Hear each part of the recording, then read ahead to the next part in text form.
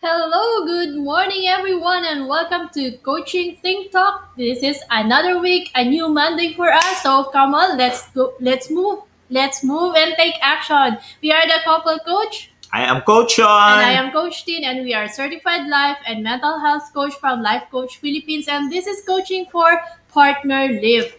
These coaching conversations are for couples who are wanting to support their spouse and family, and our mission is to help 1 million couples to understand their needs for distance and closeness, to express them so they may live a more meaningful and fulfilling relationship. Yes, and thank you very much for joining us live today. And please leave your digital footprints by letting us know where you are coming from today. Yeah, and please do tag your friends and circulate this video to help us reach more individuals who might be in need of what we'll be sharing to you this season. And we're going to talk about the relationship. It's all about relationship and how you can help uplift your partner. I think yun naman yung importante sa atin right now, in which how do we support each other, di ba? How can we uplift our spouse or yung husband nyo, yung wife nyo, yung kids nyo as well. It's a partnership and it's a partnership towards making a better future for them and also for you as well. So you may also want to give a shout out to people who you want to greet and reach out to for inspiring message. So send them a message, inspiring message out there, connect with them. And let's see how we can get people more here to help each other. Kaya nga partner lift eh. We're gonna uplift our partner. Hindi lang yung spouse na partner, even in your partnership with your parents, with your children, and other people that you love or you care for. If you are watching this on a replay, please do comment #replay. And we are streaming via FB page of Life Coach Philippines and YouTube channel Coach AI Connect. If you are new or if you are new to our platform, please like, follow, and subscribe. Coach Tin. Yeah, so thank you so much everyone for tuning in this morning. So I know it's a new day and a new week for us. And kamusta naman ang ating mga relasyon with our partners, our parents, our children, and even with the people that we work with. So partner lift is not just for couples but also for the people that are close to you, the people that are in your life. How do you give them the lift in the relationship, whether it's friendship, it's marriage. So, paano nga ba? Ano nga ba yung meron? And how are we really gonna be able to improve the relationships that we have? I know naman, common na minsan nag-aaway kayo or minsan may misunderstanding even Yeah. in the office, with your colleagues, even with your children, lalo na pag malalaki na yung mga anak mo and they already know how to respond to you. So, minsan nagkakaroon din ng misunderstanding. Depende kasi kung paano mo na-receive yung sinabi at paano din niya na-convey yung sinabi. So, it's really more on if ever there are situations that you are not okay with each other, even in couple relationship, how do you give your partner the lift? Are you really able to give it? Kasi nga masama loob mo. So yun. So for today, we're gonna be talking about balance, finding synergy between distance and closeness. Gaano ba ka-importante sa relasyon ang merong distance? At gaano din ka-importante na close kayo? Minsan kasi mahirap pagsabayin ang distance and closeness. Like in my case, physically, ayoko ng closeness. Medyo wag masyadong laging close kasi madami din namang ginagawa eh. But emotionally, I want us to be close. So, physically, gusto ko may distance at times, but emotionally, gusto ko close. However, baliktad kami dalawa ni Coach Shaun. Si Coach Shaun naman, mas gusto niya minsan na physically close kayo. And syempre naman, emotionally close. Pero there are moments na mas nararamdaman ko sa kanya yung physical, na yung may closeness, pero distant siya sa emotion. So, paano ngayon pag ganun kayo paano pag opposite kayo ngayon sa relationship? How can you lift your partner? Or how can you support each other to be able to have the balance between distance and closeness? Oh, and yung common yan, di ba, na at times what happens is you get there's a misunderstanding between the two because you can't seem to find the right mix. Naalala ko yung mga times na mag-a-adjust ka, tapos nag-a-adjust din yung asawa mo. So yung adjustment nyo hindi nagsisynergize. Alam mo yun, walang synergy ng ganun, walang holding hands. And eventually, all of the situation or the actions becomes worse and it doesn't really help that much in uplifting your partner. Kasi ang importante doon is nasusupport natin yung partner natin towards sa journey nila, and what they're going through, what are the things that they need help with, and how we can continuously utilize the current skill, the current knowledge, and the current ability that we have to support our partner to become better. Ayan. So Yes. Coach Marife is joining us. Good Hello, morning, Coach. Coach. Hello, Coach Marife. And for those of you watching, comment on the chat box below. Sino ba sa inyo ang mas distant? Sino ang mas close? Sino ba? Para matingnan lang natin, sa relationship ba, balance ba talaga yon? Sino ba yung pag-uusapan kasi natin kasi closeness is associated with being clingy, distant naman is associated with being cold. So pag dun sa relationship nyo, even in the office, even with your kids, sino ba yung mas distant, sino yung mas close? Paano nyo nga ba bibigyan ng balance na tama lang na you're distant yet you're close? Pwede ba yun? Medyo nalito ako doon, pero feeling ko pwede yun eh. Sa relationship, especially sa marital relationship, dapat ba may distance at dapat ba ay close kayo? Di ba kung iisipin mo, dapat may distance nga, Coach Tim, di ba? Kaya nga mag-asawa May kayo, distance di ba? ka eh. Dapat may distance. Pero yung mindset natin is we need to be very, very close with each other. Pag minsan parang nagkakapalitan na kayo ng face ng dalawa, and there is more of parang feeling mo hindi na kayo ano ba yun? Lagi kayong magkadikit na lang all the time. Sanggang dikit. Oo. Tapos parang na-suffocate ka na. Ayan. So, before we begin, let us introduce ourselves first. Again, we are the couple coach. I am Coach Shaun and this is Coach Tin. And we are professional. We are life coach. We are from Life Coach Philippines and we are professional CACC life coach and mental health coach. So if you are new, if you're watching us new here, that's what we do. We're professional life coaches and we help you in the areas of relationship. And we have been married for 19 years. Our daughter is 19 years old now and our son is 15 years old. So mga teenagers na yung mga anak namin. So what we're sharing to you is our experiences and the things that we've learned over time and also the things that we've kind of experienced so that we can impart it to you. Now you can get some nuggets in it. I think that's a beautiful thing naman of the digital spaces. There's an opportunity for us to share our knowledge. Hindi lang for couples ha. Even for the singles out there na magta-transition, maybe you're gonna look for a partner or maybe you're getting married anytime soon, di ba? Or maybe hindi ka pa mag-decide ka pa lang magpakasal and it's something that you want to work on. Come and join us. Message them so that we can teach them and they can learn as they progress. And as Coach Tin said, our mission is to really help couples identify their distance and closeness. What are the needs for their distance and their closeness so that they can express it. At times, hindi natin ma-express yung mga bagay-bagay na yan at hirap na hirap tayo kung bakit hindi nag-work yung relationship natin. And the same goes with our children. That is also what they need. They also need distance and closeness. And most often than not, ang nangyayari, puros distance. O hindi natin nakakausap. And that's what we need to focus on. Right? So what we'll do is we will share to you a image. Yan. We'll share to you the difference between distance and closeness. Ayan.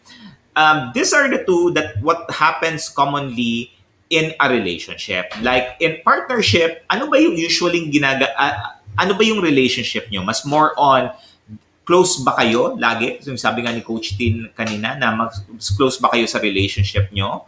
Or are you more distant in the relationship na parang hindi na kayo nag-uusap, you get busy with the work that you do, or you get busy with a lot of different things in your life na nawawala na kayo ng oras sa pamilya nyo, sa sposo nyo, sa mga anak nyo, and this is happening to you.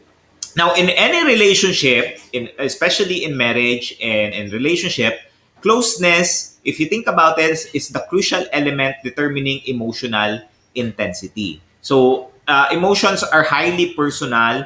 They are usually elicited by those who are close to us. So, kung yung esposo mo ay close sa'yo, that is where you feel the emotional intensity. Now, when the person is detached or distant sila, we are unlikely to have emotional attitudes towards them. And distance typically decreases emotional intensity. And in the contrary, to be involved in intimate perspective typically emotions is what is needed. And love includes the wish to become as close as possible to the person we love. Ayan. So distance and closeness. So thinking about the relationship that you have right now, are you more distant or are you more close to your spouse? Or yung spouse mo ba is vice versa? Kasi doon yung malabas, yun yung nangyayari kung bakit nagkaka-challenge tayo sa mga relationship, because we are not able to understand ourselves and we're not able to articulate what we want. Yeah, so paano nga ba magkaroon ng tamang balance between distance and closeness? Kasi 'di ba 'pag sa timbangan, yung nakita nyo kanina, at times it's so distant na bumababa yung isa, tumataas yung, pag sobrang close, mataas yung closeness. Pag sobrang distant naman, mataas yung distant. So, paano nga ba binabalance? Like, sabi ko nga kanina, di ba, there are moments sa amin ni Coach Shaun, like, I just want to be physically distant, but I want to be emotionally close. Kaya lang, opposite nga kami. More often, siya naman yung emotionally distant, pero gusto niya physically close. And hindi siya nag-jive because I feel na, oh, you're being close to me kasi nga, you just want to be physical. Pero, hindi ko na-feel yung emotional connection. Yeah. So, yun yung pinag-aawayan namin at times. Nanggagaling din doon ng disagreement. Same thing with the kids. Pag 'di ba gusto mo emotionally close kayo ng mga bata, pero oftentimes nandun lang sila sa room, hindi nakikipag-usap, kanya-kanyang ginagawa kasi nga malalaki na eh. Unlike pag kids, 'di ba? They're always with you, they kiss you, pero pag malaki na wala na 'yun. So paano na ngayon yung distance and closeness within the family. So, paano ka nga ba magre-respond? Dapat ba sila mag-a-adjust o ikaw ba ang mag-a-adjust? Yeah, and that is really the challenge in there, because when you start expressing yourself, like me specifically as a man, it's difficult to express your needs to your spouse. And at times na alala ko noon, no, may mga times na parang nag-aaway pa kami pag sinasabi ko, pag nag-share ko on what I'm thinking about certain situations or certain things, na hindi kami there's no the lack of synergy, and there's a lack of alignment in the relationship, and that is where disagreement comes in. So, what are we trying to say to you here? Important yung distance and closeness, and understanding how you can strike the balance. Dito nga, yung balance kasi pag minsan challenge yan eh. It's really revolving around how you can balance it and find the synergy for you to have that distance and closeness. And bakit importante yung distance in the first place? Bakit ba importante yung, Coach Tin, na may distance sa relationship? Well, distance kasi does not signify that you don't like the person. There are moments, remember you're two different individuals and you have needs that you want to address separate from the needs of the family, of your husband, of your kids. Pero, so, kailangan mong dumistansya eh. Kasi kailangan mo nga na, at times you have to pause and reflect on your own.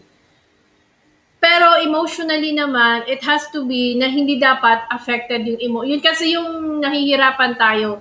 We get distant physically, pero emotionally, nagde-disconnect din. So, paano mo ngayon i-maintain na emotionally, you're still connected kahit may distance? And that is where the challenge in a relationship, especially pag clingy yung asawa mo. May clingy. Oh, pag laging gusto kang kasama. May na-experience mo lagi mong kasama yung asawa mo. Gusto mo sa lahat ng lakad mo kasama ka. Kahit yung mga lakad ng mga lalaki, hindi pwedeng hindi kasama. Because may pwedeng gusto ko lang kasama o pinag-iisipan ka. Ayan, mga ganyang bagay. And those are the things that we need to take a look at. But at most times, di ba, in distance, we want to put distance between the relationship is because you don't want to feel owned by your spouse. Na parang, alam mo na lang, nagre-revolve na lang yung buhay mo sa asawa mo. And you would have the freedom to at least do the things that you want to do. I think pinagdaanan natin to, Coach Tin, no? Before na we've allowed each other to have different relationship, have different partner, different friends circle. Inayos ko nga eh. Different Hindi partner. Parang pumitik yung brain cells ko doon. Have different friends or circle for you to be able to have at least expand your horizon, or to expand your knowledge. Kasi yun yung nawawala. Yeah. Mm-mm. It's not really about, kasi ano nga ba kasi yung distance? Distance is you're able to do things on your own. May sense of freedom ka to do things. Yun lang naman talaga yon. But at times, pag ganun yung mindset, ang impression mo sa partner, yung impression ng partner doon is, you're so distant, you're so cold. Eh, lalo na pag insensitive, di lalong nadagdagan, di ba? Closeness naman on the other hand is more on the hug, the touch, yung relaxed feeling, intimate feeling, you're able to share thoughts, hear thoughts. Kaya lang, nagiging clingy naman at times yung flip side noon. So, medyo, pag tiningnan mo kasi gusto mo parehas eh. You want the distance, but you also want to be close. So, yun yung hinahanap natin ngayong balance. Sa relationship nyo ba, gaano ba kadalas na ikaw yung distant at gaano din kadalas na ikaw yung clingy? Ano nga ba? There are, I think, we'll give you some questions that you can really ask yourself to see if you have that balance between distance and closeness. And one of the greatest questions here, actually, I was reflecting on it when I was doing this talk. I thought about this question, and one of the great things that you can ask yourself if you like distance or closeness really depends on how you were raised by your parents or your caretaker. And one of the things that you can ask is, were you raised to be autonomous, or were you raised to do the things that you want to do, have the freedom to do it, or were you raised to be loyal to the person or to the other person? Like, autonomy means na gawin mo kung anong gusto mo. Like, for me, I was raised in a space where there's autonomy. Na kung may gusto akong gawin, gagawin ko. Pag may gusto akong puntahan, pupuntahan ko, and so on. And that for me allowed me to at least explore and expand my horizon na hindi ako limited sa ginagalaw ko. Although, of course, there are challenges in the finances or what have you, that's some of the limits. Pero yung gusto kong gawin, nagagawa ko. On the other hand, if you are been raised in a space na there's lack of autonomy, where you are being told what to do, you are being asked to do this, you are being asked to provide, you are being asked to do da da da da da, and think about how is that kind of upbringing affecting your relationship. Ikaw, Coach Tin. Ako naman kasi, I was raised to, hindi ko siya matatawag na loyalty eh. It was more, I was raised not to be autonomous. Parang lahat ng gagawin mo, dinumero. So, you have to do this first, naka-schedule, or ito dapat, nakalist yan, ano ba dapat gawin mo. And you have to do it, whether you like it or not. So, opposite talaga yung environment that we grew up in. Well, there are some advantages, of course, kasi you get to learn to manage on your own. Parang, sige, paano ko gagawin yung gusto ko kahit ayaw nila. So, may ganun kang ano, nahanapan mo, you become resilient, you become creative in doing things. Pero, pag tiningnan mo kasi, mas madami yung negative nun eh. Kasi you carry it over sa relationship na papasukan mo. Like sa marriage, kahit naman siguro sino, 'di ba? Dadating ka talaga sa point na lalabas at lalabas pa din yung negative. Kasi remember, parang mas trained yung brain natin to remember na the negative. So, automatic, the brain protects na, uy, negative yon, so let's protect. So, magkakaroon ngayon ng changes on how you respond to the person. Sabi nga ni Coach Marife, when you grow as individuals, you become more open to each other. Well, yes, of course, Coach. Kaya lang, kung parehas ka, paano kung yung isa na iwan sa growth? 'Di ba dumadating dumaan kami doon eh na feeling ko nagiging distant siya kasi ang dami niyang gustong gawin at ako naman hinahanap ko 'yon. So nung naging opposite na ako naman yung madaming ginagawa, feeling niya naging distant. So ang hirap i-balance kung paano and how can you really work on na ikaw as a person gagawin mo pa din yung gusto mo kahit may ganung perception sa relationship. Yeah, and it's the same goes with loyalty. If you think about it, were you raised in a family where you need to be loyal to what you need to do as far as a relationship is concerned? Kasi kung yung sposo mo, baka na-raise siya on the space na hindi naturuan about loyalty, then of course they would move around different kinds of work, different kinds of relationship, different kinds of projects and so on na hindi nakakapag-fully commit towards a certain goal or a certain commitment. And ito yung mga bagay-bagay na kailangan nating tingnan so that we understand what is the need for us in distance and in closeness. Because again, in a partner lift, you need to be able to support your partner kung saan yung challenge nila at saan yung strength nila para na-uplift mo sila. Kaya nga partner lift eh. And you're able to support that. Another question that you can ask yourself is, were you raised to rely on yourself or were you raised to rely on others? Yan. Pinalaki ka ba na lahat ng pwede mong gawin is you can do that on your own, that you are empowered to take action or be the person you want to be? Or pinanganak ka na nagre-rely ka sa parents mo, nagre-rely ka sa kapatid mo, nagre-rely ka sa ibang tao, and this is where you are coming to a space of na-achieve mo yung goals mo. Ganun ba yung kind of conversation? Ayan. Yeah. Or, ikaw ba were you raised to be able to state your needs, or you're raised to do what others wants? Yung, ano siya eh, consider mo din talaga yun. Paano ka nga ba pinalaki? Kasi, nadadala mo naman, nagkakaroon ka ng baggage, nadadala mo siya sa relationship. So, what are the common pitfalls pag hindi balance yung distance and closeness sa relationship? Yeah. So we'll share to you 3 reasons why relationship fails. And again, this is just not, this is focused on you as couples. No? If you are in a relationship, maybe you're married right now, or maybe you have a boyfriend, or maybe you have a girlfriend in there. Ano po ba yung nangyayari? Ano yung nangyayari sa relationship nyo as men and as woman?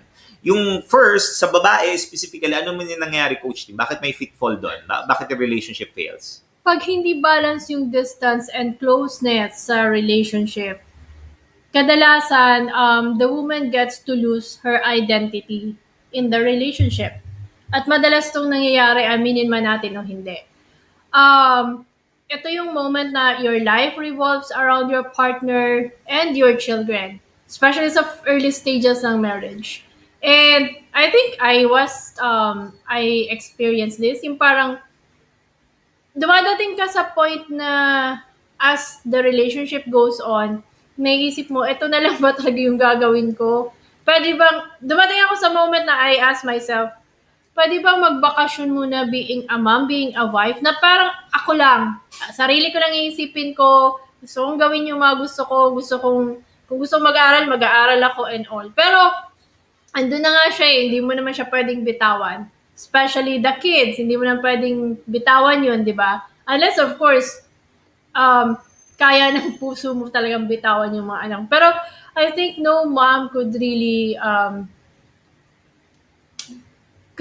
let go of those kids. Wala namang kasalanan ng mga yun. Pero, dadating ka sa point, ano nga ba talagang meron? Bakit ganito na lang? Ito na lang yung role ko, especially when I'm working, parang work, office na pati mga friends na wala na and all. And hindi na din ako makarelate. Kahit may mga kausap ako, hindi maabot. Well, siguro nga, I'm more mature. I'm also a reader. So, madami akong nakastack sa brain ko na pag sinishare ko, they wonder, ano yun? So, I'm looking for intelligent conversations and wala akong mahagip na ka-level ko or conversation na that would really allow me to express, that would really make me grow. So, yun. So, wala akong ganong sets of friends. So, it took a toll in the relationship na parang feeling ko ganito na lang. So, I would often question him, bakit lagi kang lumalabas? Bakit lagi na lang mga friends mo? Ayaw mo na ba sa amin? And all. So, pinag-aawayan namin yun. Kasi nga, gano'n na yung, I came to a point na I was too clingy. Kasi nga, wala akong kausap, walang ka-wavelength ang brains ko, yun. And naalala ko during those times, I was asking you, bakit pag-meet ka kaya? Di ba lumabas ka, meet with someone, with your friends, and what have you. Pero hindi magawa-gawa eh. Those are the things that I observe as well in women specifically, during those times na mag-boyfriend, girlfriend pa lang kayo, okay pa eh. Parang ang ganda ng relationship nyo, you have that identity. Pero nung nag-start na kayong mag-asawa and because of the demands of the family, demands of the children, demands of the spouse, yung lalaki, nawawala yung identity ng woman. And that is where, for me specifically, I observed that. But of course, being insensitive as I am, not insensitive because I don't care for my spouse, insensitive because I do not know how to respond. So for the woman who's watching, the men out there, mahal naman kayo. Kaya lang may mga times lang talaga at may mga emotional situations na hindi namin alam kung paano mag-response dyan. And this is the reason why we're teaching you on how you can have that conversation with your spouse. Kasi pag hindi nyo alam yon, hindi na nag-i-improve yung relationship. And this learnings that we have, we've experienced this for the last 19 years, and hopefully you would be able to get some nuggets out of this so that you can utilize it as you progress. So yan, number one, yung pitfall dyan is women are losing their identity. So if you need support in regaining your identity, Coach Tin, ano ba kailangan pa din nilang Yeah. tulong? So join my community, a Women's Epiphany coaching community where I empower women, whether married or living in partnership, to really be able to express yourself and embrace back your identity as a woman. There's more to you. You're more than a wife. You're not just a you're not just a mom. You are a woman. So join me in my community. All you have to do is respond to the questions so that I can approve your request. Yan, i-share namin yan mamaya sa comment section dyan. So, number 2, pitfall. Ito naman, for the men out there, mga lalaki, isang guni natin ang ating pagkalalaki. Si Leonard lang ang tao dito. Ayan. Mayor Leonard, maraming salamat. The second pitfall is for men is the lack of engagement. And when I say the lack of engagement, it is the lack of engagement from your spouse. Because at the end of the day, what we want as men is we want to feel that we are being loved. And my love language specifically is touch. Yan, physical touch. And physical touch means na there's hug, may hug, kinikiss ka, pinaghahandaan ka, di ba? Timplahan ka ng kape. Ngayon, tinitimplahan ako ng kape. Service din pala to. Ayan. But yung touch and the touch is something that is really affecting the way that me specifically, the relationship that I have with the spouse, because I feel that I'm being rejected. Sabi nga ni Coach Ting kanina, na-lose niya yung identity niya and nakafocus na masyado dun sa kailangan ng task, sa family, sa children, sa spouse, na nawawala yung identity nila. And it's not their fault that they are like that. And as a man perspective, yung lack of engagement is coming from that perspective. But because of the lack of conversation, the lack of verbalization of how you feel, kasi pag nagbe-verbalize ka, nag-aaway kayo, then there's no synergy. And this is one thing na nagiging challenge din as well when the man is sharing something about work, about experiences, minsan hindi nakaka-relate yung spouse. And dito yung dumarating yung mga times na mas maganda sana kung may circle yung lalaki na same intellect and you have that conversation to really, throw in some questions, some thoughts in there para nag-grow. And unfortunately, not a lot of times for men out there, mahirap mag-express, di ba? Ang hirap mag-express ng desires, ang hirap mag-express ng dreams because of the stereotyping of men out there. Na men dapat tough, dapat magaling, dapat walang problem, dapat nag-solve yung problem, and dapat hindi umiiyak at hindi emotional.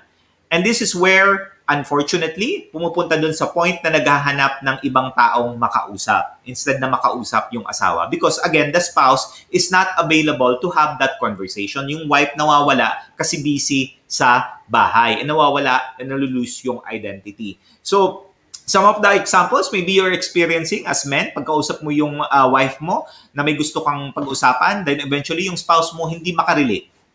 Naka-experience na ba kayo nun? No? Kapag usap ka, parang hindi nakarelate yung spouse mo, tapos inisip mo, or minsan inaway ka pa, na bakit mo ginawa yun?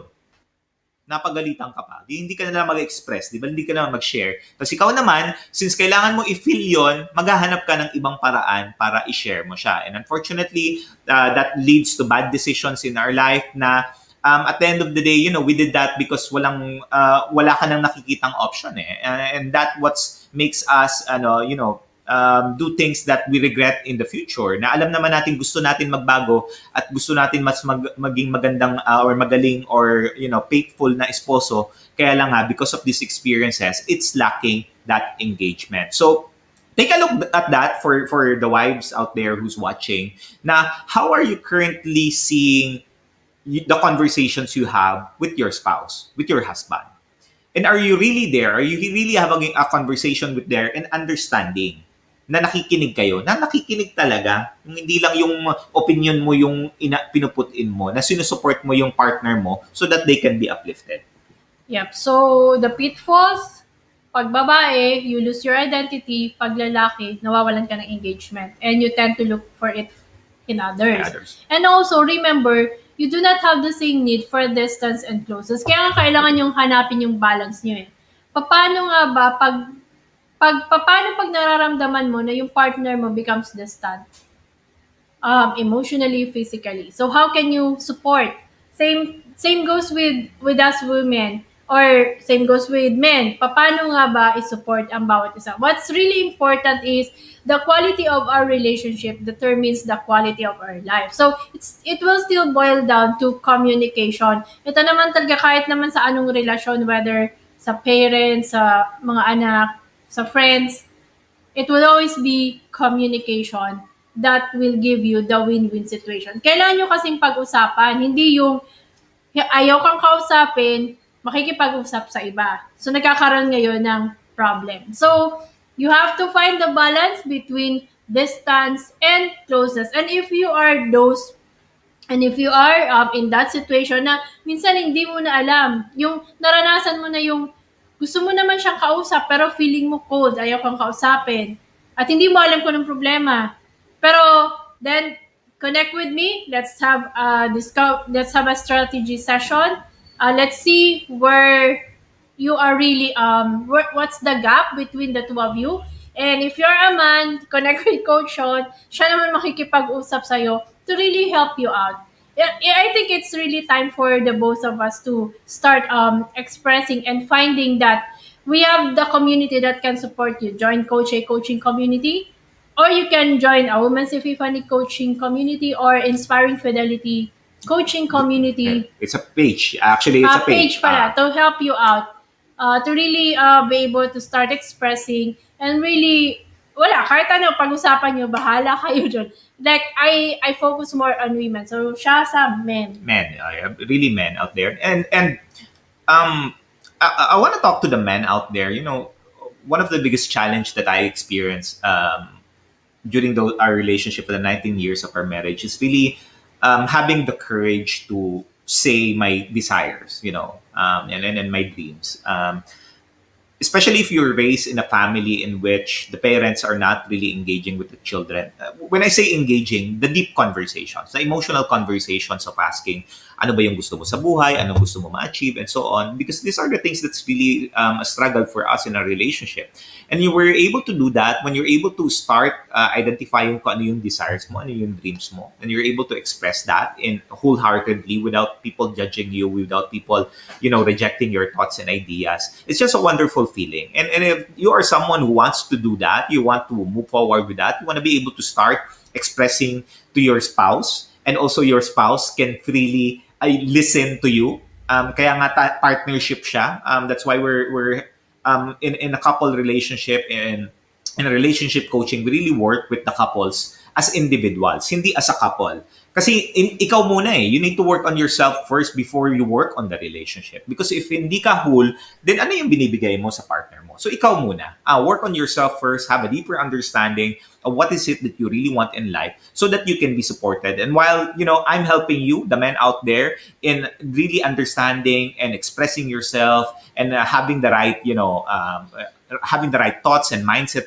for you to move forward, your spouse or your wife is being coached as well by Coach Tin on how she can, accept what you're saying, on how she can understand what you're saying so that she can respond in a way na natutulungan ka, na uplift ka. All right? So if you are someone who is looking for a support, you're looking for an accountability partner, let me invite you to life coaching. If life coaching, if you are looking for life coaching, or if you are someone who wants your partner to understand your needs, that is where life coaching can come in. Yeah. If you are someone who wants to keep your family together, life coaching would allow you to do that. If you want to have a great relationship with your partner, which is, I think naman, nung nag-asawa kayo, gusto nyo naman talaga mas magandang relationship with your partner mo, life coaching would allow you that. And if you wanna start healing from your past wounds, life coaching would allow you that. Ano nga yan siya, beautification project. If you wanna, live beautifully, yan yung tinuturo sa amin ni Master Coach A, na life coaching would help you. And you also wanna thrive in your relationship, that is where life coaching can support you. Having an accountability partner for you to making sure that you're able to achieve your dreams and your desires in life so that you have a better relationship, which gives you a more meaning and fulfilling life. Yep. So if you are a couple and you wanna be able to give your partner a lift, all you have to do is connect with us. We'd be happy to help you out. You can drop by at the Cup Coffee Republic. We're open from 9 a.m. to 8 p.m. every day. So you can just drop by there. You can tell them that you want to book a session, a discovery session with the couple coach, or you can also talk with the coaches on floor. Even the people serving you at the cup are coaches. And aside from getting your healthy meals, like the vegan meals, kung nandun ka sa point na gusto mo na mag-transition, di ba? Ngayon, pandemic, medyo tumataba yung tayo kasi kain lang tayo ng kain. And we wanna transition to a healthy lifestyle. You can start with the vegan options at DCAP without depriving yourself of the taste of meat. Yun kasi yung una nating binabago, di ba? Lowering or inaalis natin yung intake ng meat. So, if you wanna transition, Decap can help you with that because we have vegan options that would satisfy your cravings na you don't feel deprived. So, ang favorite ko dun is yung corned beef eh. Kasi the corned beef, kaya ko siyang baguhin. Or, I mean, I can use it in any of the things that I cook. So, na gagawan ko siya ng bagong recipe using that meat. And kahit mga bata kumakain, even my kids are eating it. Di ba mahirap pa kainin ng kids mula na pag teenagers, ang hirap pa kainin ng gulay Yeah. or to transition them, but they are now on that point na kaya na nila na walang pork. So yun. And that is wheat based, and that would help you, if you have prevention in COVID-19 and any sickness. I think diabetes din actually, Yeah, that diabetes. also That helps you. helps a lot. So take advantage of that. There's a package in there that you would get 3 options that you have for a minimum purchase or for a purchase of 500 pesos, if I remember correctly.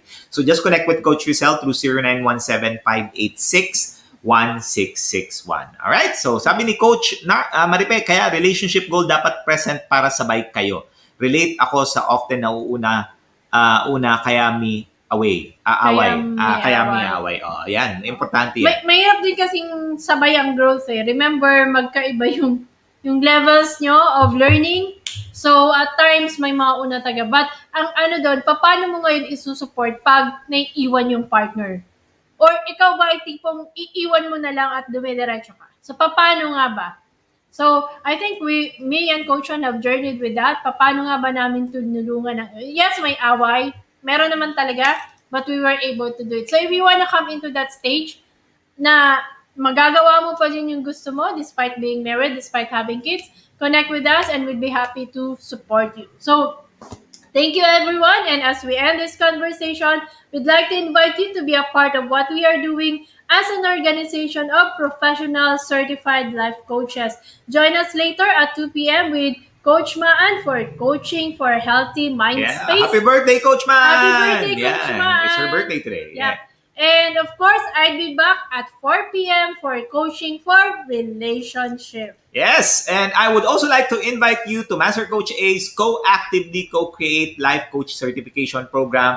This is a comprehensive approach to learning and mastering life coaching as an active process of creating new paths to achieving results in life so that your success is inevitable in every coaching relationship. What you will get out of this is a 21-day web-based learning, a 3-day live coaching bootcamp with Master Coach A, and a 3-day live business bootcamp with Coach Tin leading this bootcamp. The program package also comes with many other bonuses, so connect with Coach Rizal through 0917-586-1661 to discover the opportunities waiting for you in this profession. And again, if you need support to help your partner and help yourself, lift your partner, let us know. Just message us here. You can see the number in there naman in the screen. Just contact us and we'd be happy to support you in your journey. Alam mo, yung marriage, hindi naman yan, hindi naman yan easy breezy. Yan, hindi siya easy breezy. Parang business lang yan na you need to work on each other and you cannot do it on your own kasi kung noong panahon pa yung tribal, it takes a community for the marriage to work. So meron kang mga iba-ibang groups diyan for you to get supported. And unfortunately, ang nangyayari ngayon, yung mag-asawa, kumbaga, yung asawa ko dapat best friend ko, dapat partner ko, dapat accountability partner, dapat so lahat-lahat na lang at na-overload yung brain nung partner mo at hindi na alam kung ano yung role niya. And if you are in a tribe, if you are in a community that you're well supported and those other areas are being supported by other people, your spouse would focus on making sure that they're supporting you to uplift you and supporting the children to uplift them as well. Na hindi nagiging magkaibigan as best friend kasi yung asawa mo hindi mo naman best friend yan asawa mo nga, kaya nga partnership in the contract. So that is where you can get the support. So if you need a tribe, yan, meron si Coach Tin na tribe na, ano yung tribe mo, Coach Tin? So I invite you to join me in a Women's Epiphany coaching community. Of course, if you're a woman, a mom, a wife. So, yan siya. Tapos, if for men out there, if you want to understand more about how you can express yourself as men so that your wife can listen, join me in my group, in my page, Inspired Fidelity. All right? Once again, this is Coach Shaun. And I am Coach Tin from Life Coach Philippines for Coaching Think Talk. Coaches like us think and talk like this. This is us in the Philippines. Labang boom, labang boom, labang boom. Thank you, everyone. Bye-bye.